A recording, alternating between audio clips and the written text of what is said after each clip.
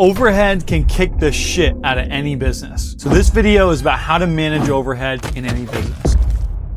Hi everyone, my name is Joshua. I run and operate 7 unique businesses here in Rhode Island. I'm looking forward to sharing some unique experience and helping you run or start your business. Let's get into the video.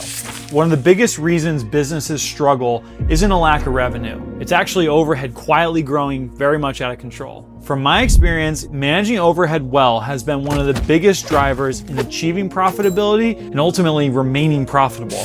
This, of course, can dramatically increase you and your business's odds of being successful and surviving the long term. So here's why this matters. High overhead creates pressure very quickly. It forces you to make short-term decisions, it adds stress, and it limits your ability to adapt quickly. Keeping your overhead under control gives you time, options, and breathing room, especially early on. No matter how much money you're making, you can always spend it. You can always add more, spend more, invest more, but you don't have to, not all the time. So here's the first of 3 points. Your fixed costs lock you in before the business has proven itself. Long leases, full-time hires, and long-term commitments add pressure very quickly. I highly recommend trying to delay anything that can't be easily scaled down.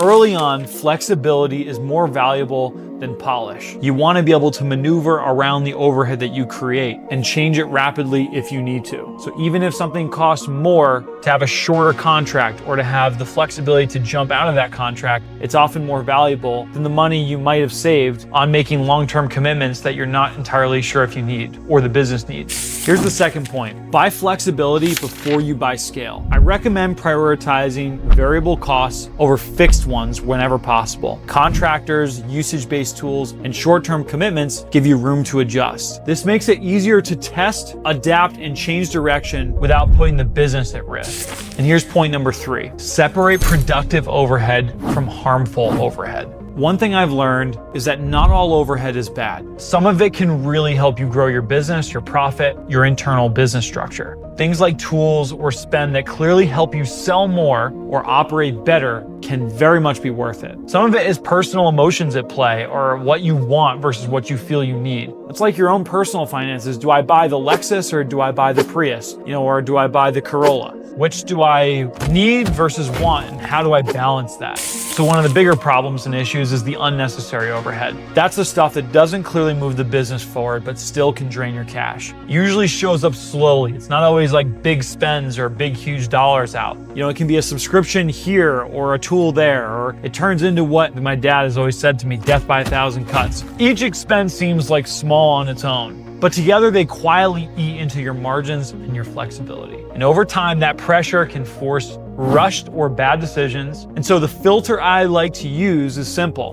Does this help me sell more, deliver better, or learn faster? Or does it just make the business feel more official? If it doesn't clearly support growth or survival, try to delay it. At all costs, just don't get into it. So here's the big takeaway. Keeping your overhead low is not about being cheap. It's really not. It's about protecting flexibility and buying yourself time to figure it all out and get it in motion. The more time and optionality you have, the better your decisions tend to be. If you have comments, questions, or concerns about your overhead or overhead in general, please put them down below. I really want this to be a very community feel. I want people to share ideas, thoughts, comments, and opinions so that we can try to improve and sharpen our business sword. We're all trying to serve customers, be profitable, grow and scale, and be successful in life, but it's really nice to have help. And it's really nice to have a community of people that are fighting for the same thing. So thank you so much if you made it this far. Looking forward to seeing you guys in the next video. Cheers.